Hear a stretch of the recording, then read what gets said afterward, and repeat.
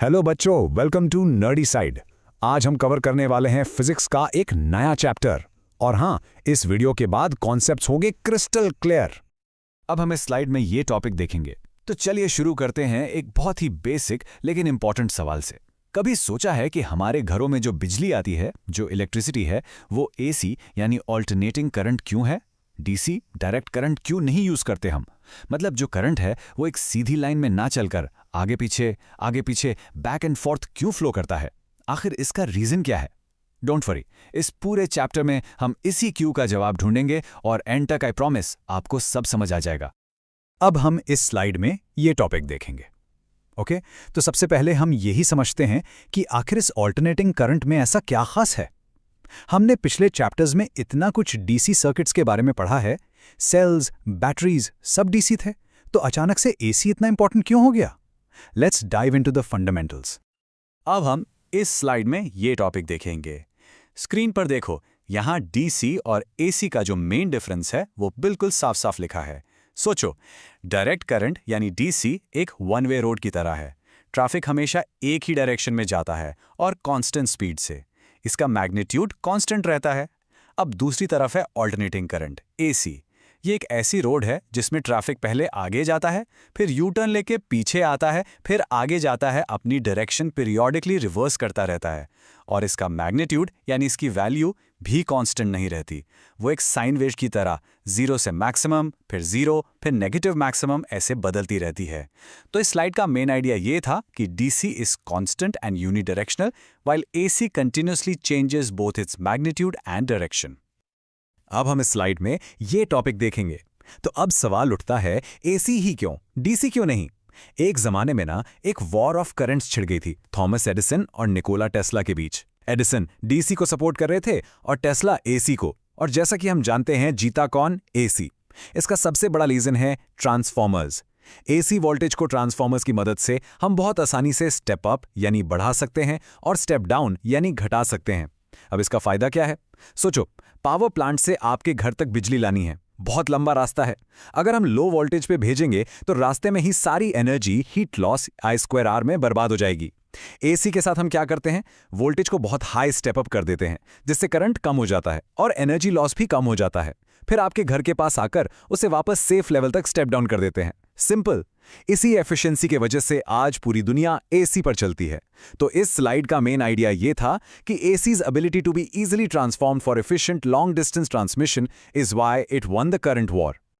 अब हम इस स्लाइड में ये टॉपिक देखेंगे। चलिए, अब आते हैं इस चैप्टर की कुंडली पर। इसकी सबसे इंपॉर्टेंट इक्वेशन ध्यान से देखिए, V = Vm sin ωt। ये एसी वोल्टेज की लाइफ स्टोरी है। चलो इसको ब्रेक डाउन करते हैं। ये जो छोटा v है, ये है इंस्टेंटेनियस वोल्टेज। मतलब किसी भी पल, किसी भी टाइम t पर वोल्टेज की वैल्यू कितनी है। ये जो Vm है, m फॉर मैक्सिमम, ये है पीक वोल्टेज, इसकी सबसे ज्यादा वैल्यू। इससे ऊपर वोल्टेज नहीं जाएगा। और ये साइन ωt क्या कर रहा है? यही तो एसी को एसी बना रहा है। यही इसको वेव जैसा नेचर देता है, जो इसे कंटिन्यूअसली ऊपर नीचे, पॉजिटिव नेगेटिव ऑसिलेट कराता है। यहाँ ओमेगा एंगुलर फ्रीक्वेंसी है, जो बताता है कि यह ऑसिलेशन कितनी तेजी से हो रहा है। तो इस स्लाइड का मेन आइडिया यह था कि this equation mathematically describes the sinusoidal nature of AC voltage. अब हम इस स्लाइड में यह टॉपिक देखेंगे। ओके, तो हमें एसी वोल्टेज की इक्वेशन समझ आ गई। अब हम क्या करेंगे? इस एसी वोल्टेज को हम अपने सबसे पुराने, सबसे सिंपल सर्किट कंपोनेंट यानी हमारे दोस्त रेजिस्टर के पास लेके जाते हैं और देखते हैं कि रेजिस्टर इसके साथ कैसा बिहेव करता है। हमारी एनालिसिस एक प्योर रेजिस्टिव सर्किट से शुरू हो रही है। अब हम इस स्लाइड में ये टॉपिक देखेंगे। स्क्रीन पर देखो, बिल्कुल सिंपल सा सर्किट है। एक एसी सोर्स जिसका सिंबल ये सर्कल के अंदर वेव जैसा होता है, उसके साथ एक रेजिस्टर R लगा हुआ है। अब जैसे ही हमें क्लोज लूप दिखता है, हमारे दिमाग की घंटी बजती है। किरचॉफ्स लूप रूल सिंपल है, जितना वोल्टेज सोर्स दे रहा है उतना ही वोल्टेज रेजिस्टर के अक्रॉस ड्रॉप हो जाएगा। सोर्स का वोल्टेज क्या है? V = Vm sin ωt। Resistor के अक्रॉस वोल्टेज ड्रॉप कितना होता है? ओम्स लॉ से IR। तो Vm sin ωt = IR। अब यहां से करंट I निकालना है तो R को दूसरी तरफ भेज दो। I = Vm/R sin ωt। अब ये जो ब्रैकेट में Vm/R है, ये क्या है? Voltage upon resistance. ये भी तो करंट ही है। ये है इसकी मैक्सिमम वैल्यू जिसे हम IM कहते हैं। तो करंट की फाइनल इक्वेशन क्या बनी? I = IM sin omega T. देखो, वोल्टेज और करंट की इक्वेशन की शक्ल बिल्कुल एक जैसी है। तो इस स्लाइड का मेन आइडिया ये था कि using Ohm's law we find that the current in a resistive circuit also varies sinusoidally just like the voltage. अब हम इस स्लाइड में ये टॉपिक देखेंगे। अब जो हमने मैथ्स से निकाला उसको पिक्चर में देखते हैं, ग्राफ में। इस ग्राफ को ध्यान से देखो। इसमें वोल्टेज V और करंट I दोनों की वेव्स हैं। क्या दिख रहा है? ये दोनों वेव्स पक्के दोस्त हैं, बिल्कुल हाथ पकड़ के साथ साथ चल रहे हैं। जब वोल्टेज 0 होता है, करंट भी 0। जब वोल्टेज अपने पीक पर पहुंचता है, करंट भी अचानक से अपने पीक पर पहुंच जाता है, साथ में ऊपर, साथ में नीचे। ऐसा क्यों? क्योंकि उनकी इक्वेशन में साइन ओमेगा टी के अलावा कुछ एक्स्ट्रा नहीं है। इनके बीच कोई आगे पीछे नहीं है। इसी को हम फिजिक्स की लैंग्वेज में बोलते हैं कि voltage and current are in phase. उनके बीच का फेज डिफरेंस 0 है। ये रेजिस्टर का कैरेक्टर है, इसको याद रखना। तो इस स्लाइड का मेन आइडिया ये था कि in a pure resistor the voltage and current wave forms are perfectly aligned, meaning they are in phase. अब हम इस स्लाइड में ये टॉपिक देखेंगे। चलिए अब एक बहुत ही इंपॉर्टेंट कॉन्सेप्ट समझते हैं, RMS वैल्यू। एक बात सोचो, AC करंट एक पूरी साइकिल में जितना पॉजिटिव जाता है उतना ही नेगेटिव जाता है। तो अगर हम इसका एवरेज निकालें तो क्या आएगा? 0। तो क्या इसका मतलब ये है कि AC से कोई पावर ही कंज्यूम नहीं होती, बल्ब जलेगा ही नहीं? ऐसा बिल्कुल नहीं है। प्रॉब्लम हमारे एवरेज निकालने के तरीके में है। याद करो, हीटिंग इफेक्ट यानी पावर होता है P = I²R। अब I चाहे पॉजिटिव हो या नेगेटिव, I का स्क्वायर तो हमेशा पॉजिटिव ही रहेगा। तो हीट तो प्रोड्यूस होगी।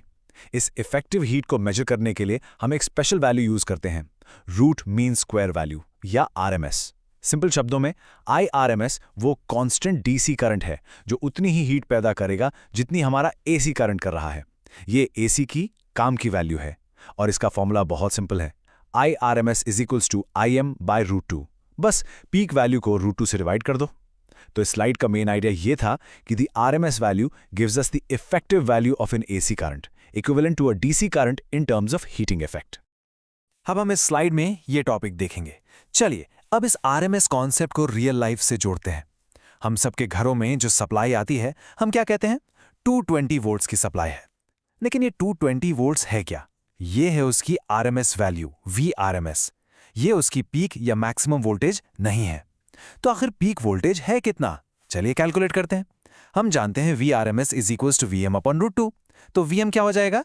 VM = VRMS × √2। चलो 220 को 1.414 से मल्टीप्लाई करते हैं, आपको मिलेगा लगभग 311 वोल्ट्स। यस, इसका मतलब आपके घर के सॉकेट्स में जो वोल्टेज है वो एक्चुअली +311 वोल्ट से -311 वोल्ट्स के बीच में तेजी से ऑसिलेट कर रहा है। जो 220V हम बोलते हैं वो उसकी इफेक्टिव या RMS वैल्यू है। तो इस स्लाइड का मेन आइडिया ये था कि the 220V household supply is the RMS value and the actual peak voltage is significantly higher, around 311 volts. अब हम इस स्लाइड में ये टॉपिक देखेंगे। ओके, अभी तक तो कहानी सिंपल थी। रेजिस्टर में वोल्टेज और करंट साथ साथ चल रहे थे। लेकिन आगे जब हम इंडक्टर और कैपेसिटर पढ़ेंगे तो कोई आगे भागेगा, कोई पीछे रह जाएगा। उनके इस आगे पीछे के रिश्ते को बार बार वेव बनाकर समझना थोड़ा कॉम्प्लिकेटेड हो जाता है। इसलिए हम एक बहुत ही पावरफुल विजुअल टूल, एक शॉर्टकट यूज करते हैं जिसे कहते हैं फेजर्स। ये थोड़ा नया कॉन्सेप्ट है, बट एक बार समझ आ गया तो AC सर्किट्स बहुत आसान हो जाएंगे। अब हम इस स्लाइड में ये टॉपिक देखेंगे। तो ये फेजर है क्या चीज? इमेजिन करो एक वेक्टर है। इस वेक्टर की लेंथ कितनी है? जितनी हमारी AC क्वांटिटी की पीक वैल्यू है, यानी VM या IM। अब ये वेक्टर ओरिजिन पर फिक्स्ड है और एंटी क्लॉकवाइज डायरेक्शन में घूम रहा है, जैसे घड़ी की सुई उल्टी चल रही हो। किस स्पीड से? हमारी एंगुलर फ्रीक्वेंसी ओमेगा से।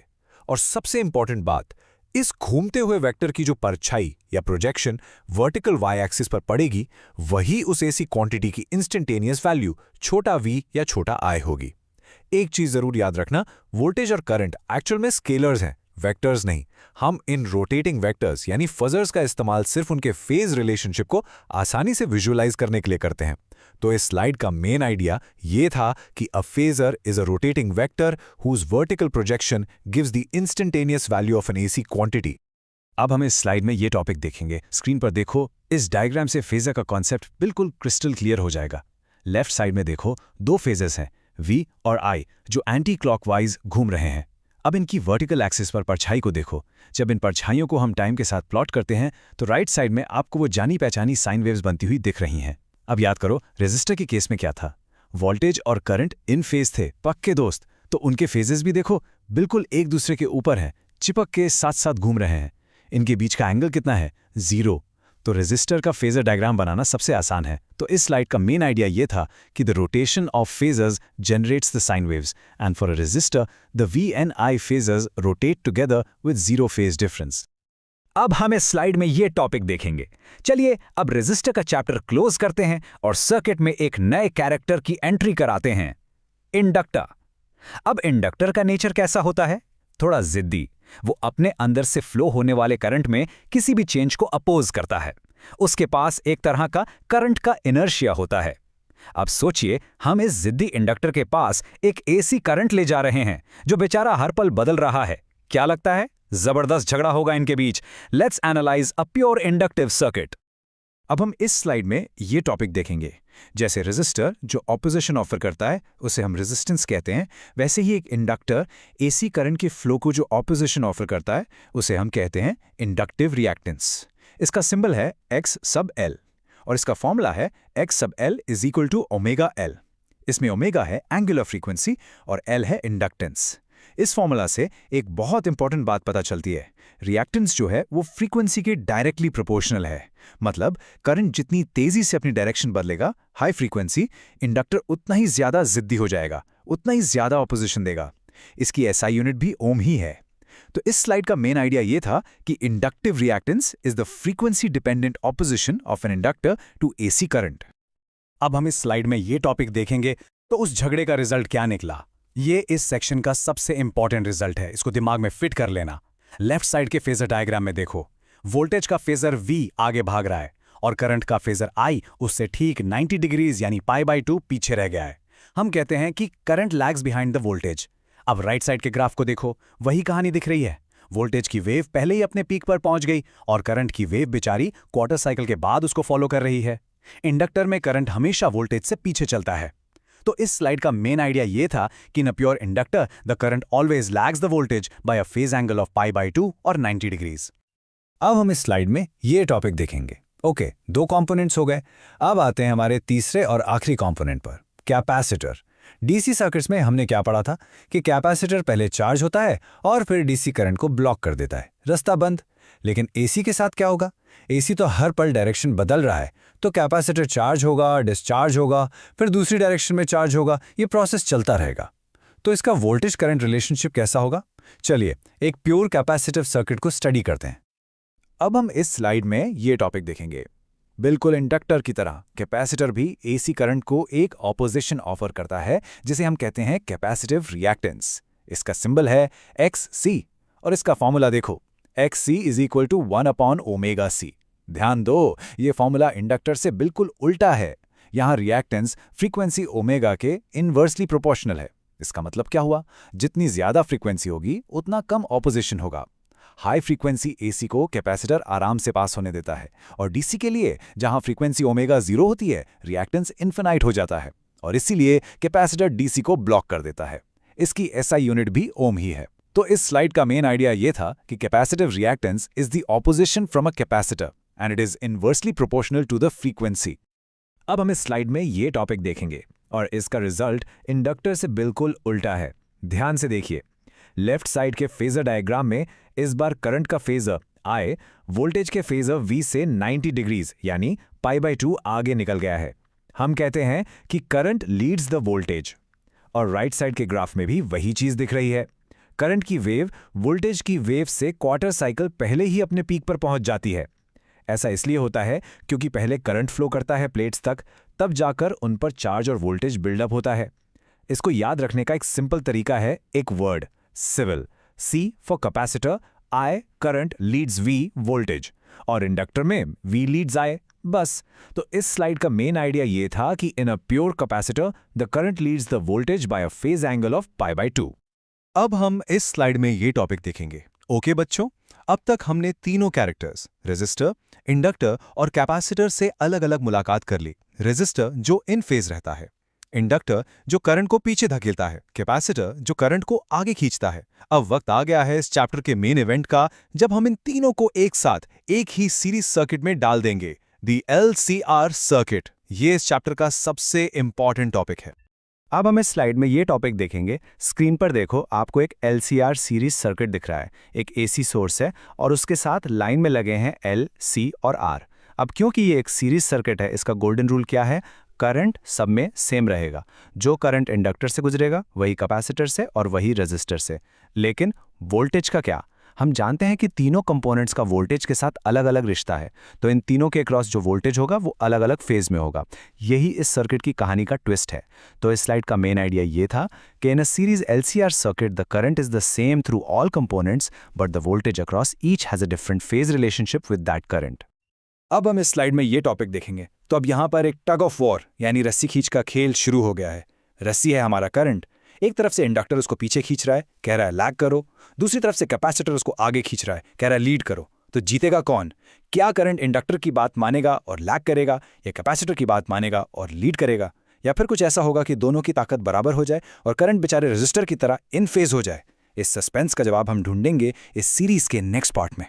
तो इस स्लाइड का मेन आइडिया ये था कि the LCR circuit creates a conflict between the lagging effect of the inductor and the leading effect of the capacitor, and we need to determine the final outcome.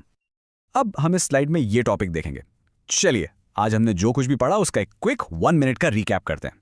Point number 1, AC power transmission के लिए best है क्योंकि transformers इसका voltage आसानी से बदल सकते हैं। पॉइंट नंबर 2, रेजिस्टर में वोल्टेज और करंट इन फेज होते हैं साथ साथ। पॉइंट नंबर 3, इंडक्टर में करंट वोल्टेज से π/2 लैग करता है यानी पीछे रहता है। पॉइंट नंबर 4, कैपेसिटर में करंट वोल्टेज से π/2 लीड करता है यानी आगे रहता है। इसके लिए सिविल याद रखना। और पॉइंट नंबर 5, इन सभी फेज डिफरेंसेस को आसानी से विजुलाइज करने के लिए हम फेजेस का यूज करते हैं। तो इस स्लाइड का मेन आइडिया ये था कि we've covered the basics of AC, its advantages and its behaviour with individual components R, L and C। अगर आपको ये वीडियो हेल्पफुल लगी हो तो लाइक करिए, शेयर करिए अपने दोस्तों के साथ, चैनल को सब्सक्राइब करिए और कमेंट करके जरूर बताइए आप नेक्स्ट कौन सा चैप्टर देखना चाहते हो।